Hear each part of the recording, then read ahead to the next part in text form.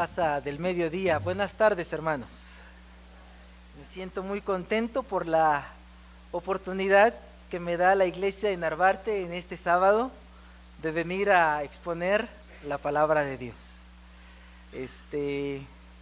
Hacía durante todo el mes anterior, en sábado, no tuve la oportunidad de exponer la palabra de Dios, pero todos los miércoles aquí les esperamos. Estamos hablando acerca del libro de Daniel. Así es que si alguien dicho, no he visto al pastor predicar, los miércoles no ha venido.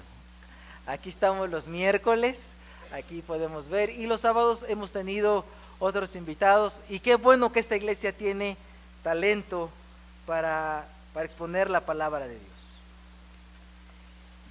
En los pocos minutos que nos quedan, vamos a tratar de resumir el tema de esta mañana, que lleva por título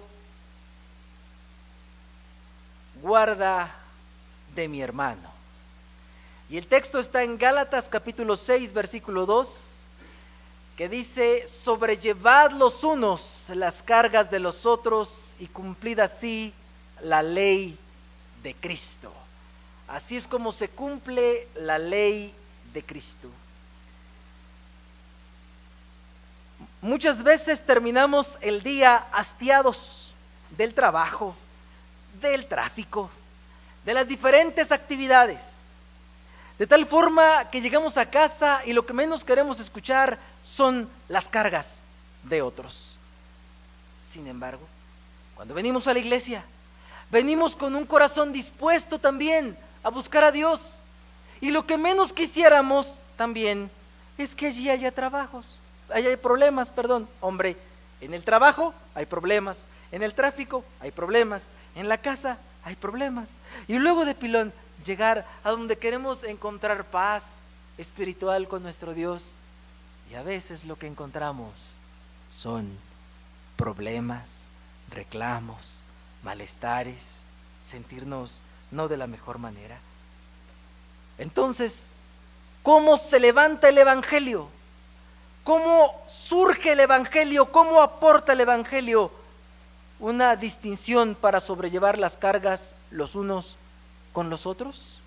Es común escuchar hoy en día: este es tu problema y no el mío. ¿A mí qué? Yo paso. Ese es el problema de él, yo paso. Y entonces, con ese pensamiento realmente lo único que nos trae estas frases populares reflejan una sociedad individualista. En grado sumo reflejan la tendencia natural del ser humano de decir: yo paso. Y bueno, ahora hay otra frase que se está tratando de espiritualizar, que dice: cada uno en su casa y Dios en la de todos. Es una versión cristiana o espiritual que pretende justificar la comodidad del individuo, y con eso muchas veces ya nos sentimos tranquilos.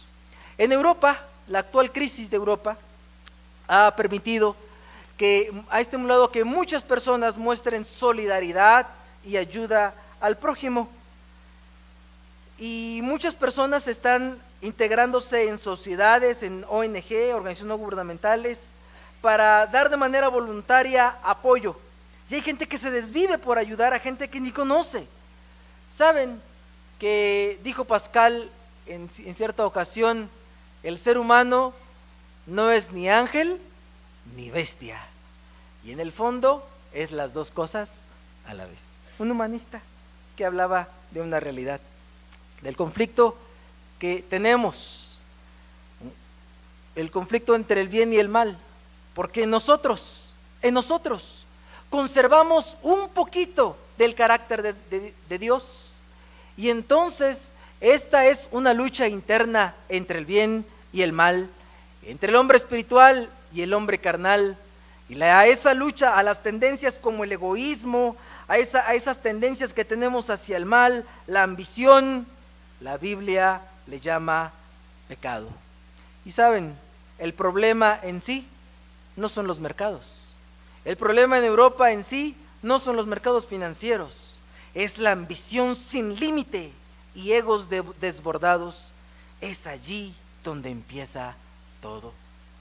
¿Cuáles son las aportaciones del cristianismo a la solidaridad mutua, a la ayuda de unos a los otros? Dijo Jesús: así que todas las cosas que queráis que los hombres hagan con vosotros, así también vosotros hacedla con ellos. ¿Cómo queremos ser tratados? Así tenemos que tratar. He escuchado en algunas ocasiones que alguien habla de cierta iglesia y dice: pastor, yo he ido a tal iglesia y en esa iglesia ni saludan, no, ni me saludan. Y yo pregunto: ¿y usted saluda cuando va? ¿Usted saluda? Porque así ¿qué dice el Señor? Lo que quieres que el hombre te haga a ti, tú hazlo a él. ¿Quieres que te saluden? ¿Qué vas a hacer? Saluda, porque esa es la ley de la vida. Entonces, la ley que dio nuestro Señor. La exhortación que hace el apóstol San Pablo en el libro de Gálatas, la lectura bíblica que nuestra hermana tan amablemente leyó, de sobrellevar las cargas los unos con los otros, tiene 3 aspectos. El primero apela al egoísmo. Vayamos a Gálatas capítulo 6, versículo 2. Hablo de la hermana Rosita en Gálatas, porque ahorita voy a leer esa versión, capítulo 6, versículo 2. La Reina Valera 60 dice: sobrellevad los unos las cargas de los otros, y así cumplid la ley de Cristo. La Dios habla hoy dice: ayúdense entre sí a soportar las cargas, y de esa manera cumplirán la ley de Cristo. Y la de lenguaje sencillo nos dice: cuando tengan dificultades, ayúdense unos a otros. Esta es la manera de obedecer la ley de Cristo. Y la Nueva Versión Internacional, Gálatas capítulo 6, versículo 2, nos dice: ayúdense unos a otros a llevar sus cargas, y así cumplirán la ley de Cristo. El primer aspecto evalúa el egoísmo. ¿Qué tan dispuesto estoy de dejar de verme a mí? Vivimos en un mundo individualista donde me veo a mí y los demás, pues es tu problema y ahora lo resuelves. Apela al egoísmo. A ver qué pasó aquí. Ahí está. El segundo aspecto es al amor al prójimo. Se evalúa qué tanto amamos a nuestro prójimo, y hablando específicamente al prójimo al que conocemos, al que es miembro de su iglesia, al que se sienta a su lado, al que ha venido aquí durante 5 o 6 años o durante más tiempo. Esta iglesia, cuando uno se bautiza, nace de nuevo, llega a ser parte de la familia de Cristo. Dios me dio la oportunidad de nacer en una familia, la familia Álvarez Domínguez. Yo no escogí nacer ahí.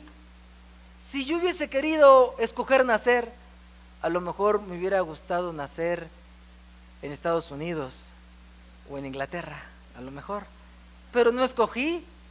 Y cuando yo nací ya estaba mi hermano el mayor ahí, y ya estaba el segundo. Es más, yo ni siquiera pedí que naciera el cuarto, yo soy el tercero. Yo ni siquiera pedí, y ya nacieron. Así es la familia de Dios, no pedimos. Hermano Moy, ¿cuándo lo bauticé? ¿Cuándo? ¿Hace un año? En octubre va a ser un año. Y cuando el hermano Moy llegó, ya había aquí hermanos que llega a la iglesia y ya hay gente aquí. O sea, es como una familia. Cuando uno se bautiza, entra a la gran familia de Cristo Jesús. Amén. Es por eso que esta mañana hablamos de nuestro hermano Franco y somos su familia.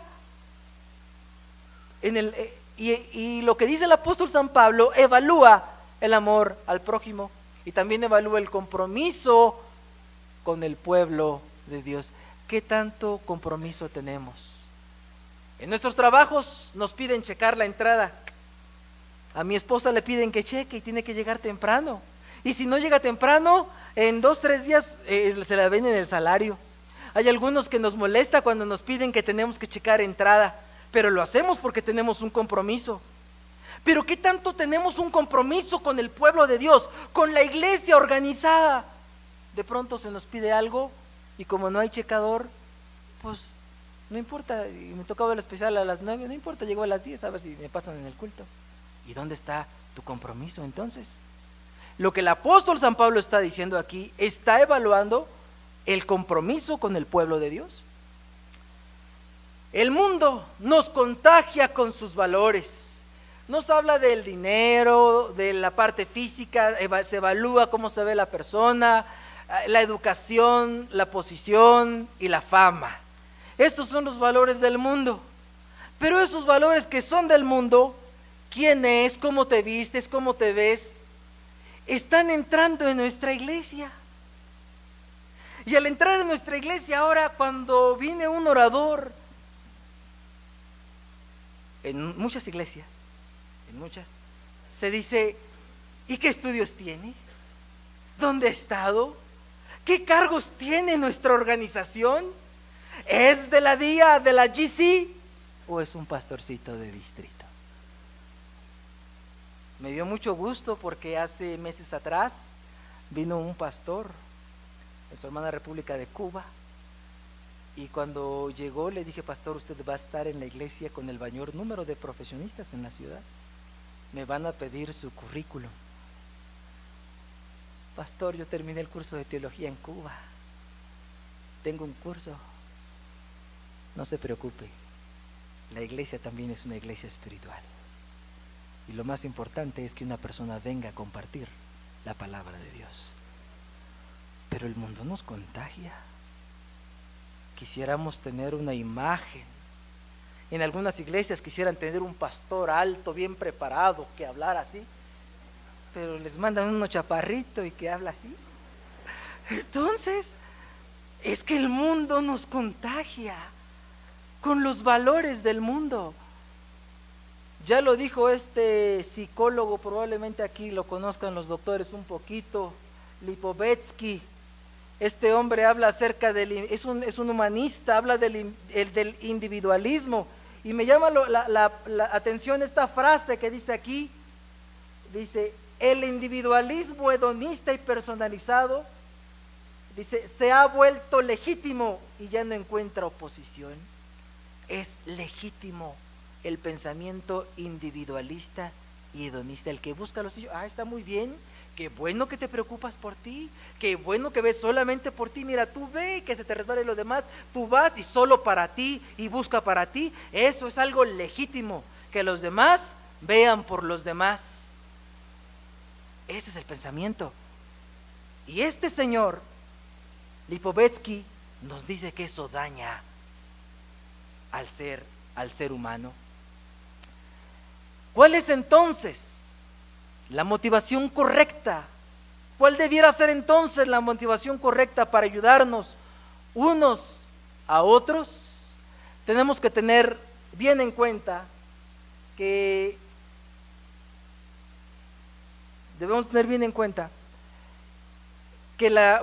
¿cuál es la motivación incorrecta?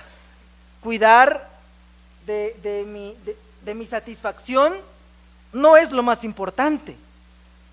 Esta semana tuve la oportunidad de ir al Soriana a comprar unas legumbres y cositas demás, y andaba con mi carrito ahí, y cuando llegué estaba una señora ya grande y estaba echando unos jitomates en su carrito, pero yo dejé el mío y fui. Cuando regresé ella los puso en el mío y le dije, señora, es que ese es mi carrito. Y me dice, ¿quiere el carrito? Yo voy por otro. No, señora, es que ese es el mío. No, es que ese es el mío. Mire, si gusta yo voy por otro. No se preocupe, señor, deje ese carrito, yo voy por otro. Le dije, es que no me ha entendido, yo lo traje. Y volteó y vio que efectivamente otro carrito estaba al lado y en el otro estaba su suéter. Ay, cierto, dice, ese es mi carrito, discúlpeme, señor. Y puso las cosas allí. Anduve escogiendo algunas cosas, me encontré con la señora varias veces, una señora ya grande, como de unos 70 años de edad, y por su aspecto se veía un poco descuidada y sucia, pero ahí andaba. Nos topamos varias veces, y a la hora de llegar a las cajas nos topamos igual, fue casualidad. Y ya que cruzamos, yo volteé a ver y vi mi carrito y vi el de ella. Y agarré carbohidratos, proteínas y vitaminas y las puse en una bolsita y se las puse en el carrito. Y le dije, señora, ¿no se molesta si le pongo esta bolsa en su carrito? Ya habíamos cruzado las cajas, obviamente. Y me dice, ya las habíamos cruzado. Y me dice, la señora sonrió y me dice, no, muchas gracias. Y se las puse allí. Y cuando yo dejé, yo venía feliz y contento porque había hecho mi obra buena del día. Les comento no para que sepa mi mano izquierda lo que hace la derecha, sino para tomarlo como ilustración. Cuando llegó mi esposa en la noche, le dije lo que había hecho. Mi esposa me dio un abrazo y un beso y me dijo felicidades. Y saben, hermanos, lo más importante no es esa satisfacción. Debemos de tener bien en cuenta que lo más importante no es la autorrealización personal. No lo hago para sentirme mejor. Desde luego, es legítimo esperar una recompensa, aunque sea un abrazo. Dice, pero la satisfacción es la consecuencia, no es la motivación. Esa es la consecuencia de tal ministerio. ¿Cuál ministerio? Llevar las cargas los unos de los otros, porque debemos tener en cuenta que nosotros tenemos una lucha interna. Pero para el creyente, el cuidado del hermano del prójimo surge de su amor al Señor. Si Él ha hecho tanto por mí, ¿qué haré yo por Él? Hay una ilustración muy bonita, una historia que encontré de el conde de Zinzendorf, más o menos así. Este conde nació en el año de 1700. Él un día iba caminando, vio un cuadro y al ver el cuadro, vio el rostro de Jesús y dijo, si Jesús hizo esto por mí, ¿qué voy a hacer yo por Él? El conde él servía en esta parte de Alemania, esta parte que se conoce como Sajonia. Cuando tenía 7 años de edad, los suizos invadieron Sajonia y entraron al castillo donde él estaba, tenía 7 años de edad. Pero el niño, el chiquito, estaba orando, pidiéndole a Dios. Hizo una oración tan emotiva que los soldados que entraron no le hicieron absolutamente nada. Fue un hombre muy preparado. Está una foto, un retrato de él. Su nombre era Nikolaus Ludwig von Zinzendorf y nació en una casa rica y noble. Él se convirtió en los fundadores de los hermanos moravos. ¿Quiénes eran ellos? El conde fue un hombre preparado. Él estudió en la Universidad de Halle, allí en Alemania, y después fue a la Universidad de Wittenberg, donde estudió Derecho. A los 15 años ya podía leer griego y latín. Era un hombre bastante preparado. Un día vio este cuadro, Ecce homo, he aquí el hombre. Este es el cuadro. Bueno, nuestra vista está tan acostumbrada a ver cosas más impactantes que cada vez necesitamos ver algo más y más impactantes. Después de ver los cuadros en la película de la Pasión de Cristo, el rostro ensangrentado y sufriente, difícilmente podemos ver algo más que más fuerte, donde podemos ver el dolor real de Cristo Jesús. En aquel tiempo, con este cuadro bastó. Y cuando lo vio este conde de Zinzendorf, él dijo, de acuerdo, si el Señor hizo algo por mí, ¿qué voy a hacer yo por Él? Se inició como consejero del rey, y entonces él comenzó, tenía su castillo, tenía sus tierras, y un día llegaron los moravos. Eso de la migración no es nuevo, de que la gente está así sin documentos no es nuevo, eso es desde antes. Y llegaban, ¿y dónde? Y él les daba asilo, y llegaban y él les daba asilo, llegaban moravos, calvinistas, luteranos y de todos, y eran cristianos, y él dijo, yo les voy a ayudar. Y mientras el conde estaba con ellos, las cosas funcionaban bien. El conde se iba y venían los moravos y luchaban con los calvinistas, con los luteranos, que existe el infierno, que no existe, que sí, que no, y se discutían entre ellos, y venía el conde, hablaba con ellos y se apaciguaba todo tranquilo otra vez. Era una comunidad como de 600 personas. Imagínense.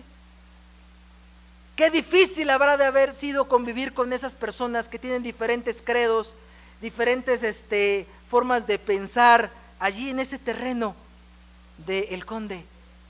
Imagínense si en una comunidad con 450 miembros, todos con el mismo credo, de pronto que porque se puso la madera, que porque no se puso, que porque se puso el cojín, que no se puso, y comenzamos a discutir. Imagínense cuánto más con diferentes tipos de credos. Estaba entonces la situación tan tensa que el conde vino, se sentó, habló 2 horas con ellos y dijo: ya estuvo bueno. ¿Qué ha hecho Cristo en sus vidas? Que no las pasamos peleando. Tenemos que sobrellevar las cargas de los unos y los otros. Tiene que haber una diferencia. Entonces, ¿dónde está el amor de Dios? Después de 2 horas de hablar con ellos, decidieron iniciar una reforma espiritual. Y a partir de allí, a partir de ese momento, aquel grupo de personas se comenzaron a levantar a las 4 de la mañana a buscar a Dios. Y ese hábito se mantuvo durante más de 100 años. Un día John Wesley iba en una barquita y entonces vino la tempestad y parecía que el barquito se hundía. Iban varias personas allí, una familia y mujeres y niños, y entonces cuando volteó dice: ustedes no tienen miedo, y dijeron: no. ¿Y por qué? Y le hablaron: somos moravos. ¿Y dónde viven? En Sajonia. Pero ¿por qué creemos en Dios? Juan Wesley fue a visitar aquel lugar en Sajonia, después se entrevistó con el conde y comenzó su vida de conversión, porque vio que en aquellas personas realmente Cristo había hecho una diferencia. ¿Ha hecho Cristo una diferencia en tu vida? ¿Cómo respondemos? ¿Cómo hablamos cuando alguien nos trata mal? Cuando no concordamos con las ideas, ¿buscamos la revancha o sobrellevamos las cargas de los unos con los otros? Mis amigos y hermanos, el apóstol San Pablo hace especial énfasis: sobrellevad las cargas los unos con los otros y cumplid así la ley de Cristo. La palabra ley aquí no conlleva los 10 mandamientos, sino conlleva la forma de vivir de Cristo, lo que Cristo predicó, lo que Cristo habló. ¿De qué nos sirve venir y hablar del Señor cuando no estamos dispuestos a sobrellevar las cargas de nuestros hermanos? Que hay un niño chillón en la iglesia, es nuestro niño, es de la iglesia. Que hay un pastor latoso en la iglesia, es su pastor, o sea, es de la iglesia. Tenemos que aprender a sobrellevarnos los unos con los otros. Si no nos sobrellevamos los unos con los otros, a quien nos conocemos, ¿podremos amar a quien no hemos visto? Tenemos que sobrellevarnos. Al cristiano no lo mueve en primer lugar entonces la satisfacción, ni las consecuencias, ni que te doy y a ver qué recibo, porque muchas veces nos mueve: te doy para recibir, todo lo que des Dios te lo va a dar. El cristiano da, el verdadero cristiano da porque ama a su Dios, porque dice: amarás a Dios sobre todas las cosas y a tu prójimo como a ti mismo. Cuando uno ama a Dios, puede amar a su prójimo. El texto de Gálatas, su traducción en genitivo, dice: de los otros sobrellevad las cargas. Y eso es un imperativo que el apóstol San Pablo está utilizando. El amor a Cristo es el verdadero motivo. Si es genuino, nos lleva en forma natural a amar a su iglesia, nos lleva en forma natural a hablar a los hermanos. El compromiso con Dios implica compromiso con el pueblo de Dios. Amén. ¿Qué tanto compromiso tenemos? Yo quiero que tengamos bien en claro, nuestra iglesia, estoy hablando con la directiva y con algún grupo de hermanos, queremos hacer otra iglesia y probablemente vamos a adquirir un crédito a 3 años o a 5 años. Una vez que adquiramos el crédito, ¿tendremos como iglesia el compromiso de llevarlo a cabo? ¿O será que alguien va a decir: pues pastor, usted se lo echó, usted lo saca? Porque estamos bien a gusto en Narvarte, usted que quiere hacer otra iglesia, ¿quién sabe por qué? El real compromiso con Dios te lleva a un real compromiso con su iglesia. Y yo pregunto esta mañana, ¿estás comprometido con la iglesia del Señor? Yo quiero invitarlos, que nosotros veamos la vida de Cristo. Al ver su vida, su nacimiento, su bautismo, su vida santa que el Señor llevó, entonces nosotros podemos decir: Señor, si tú ya lo hiciste, si tú ya pagaste, entonces ¿qué puedo hacer por ti? El cuidado pastoral no solamente es del pastor y de los ancianos, es de los unos por los otros. Hace unas semanas atrás, el lunes pasado, la hermana me llamó: pastor, vamos a orar por una hermanita de la iglesia. Me llamó otro hermano: pastor, vamos a orar. Vamos, que está muy enferma. Vamos, pastor, va llegando, vamos hoy. Fuimos esa tarde, la ungimos, y esa noche el Señor la llamó al descanso. No hubiera alcanzado un día más, y gracias a Dios, porque hubo 2 hermanos que están: pastor, tal hermana, el pastor no está enterado de todo. Hay algunas veces que el pastor va a visitar y por alguna razón no lo pueden recibir, y algunas ocasiones que el pastor no se entera de todo, pero si le dicen: hermanos, estamos para ayudarnos, y si el pastor no está, vaya usted, porque es su hermano en el nombre de Jesús. Claro que sí, porque somos hermanos en el nombre del Señor.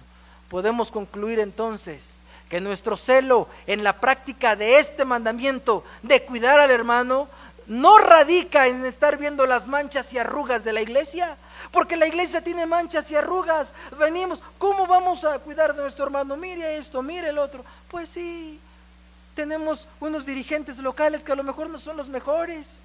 El pastor ideal que quisiera entender quizás no está. Quizás nuestros dirigentes del siguiente nivel no son los que quisiéramos, y nuestra iglesia tiene mancha y arruga.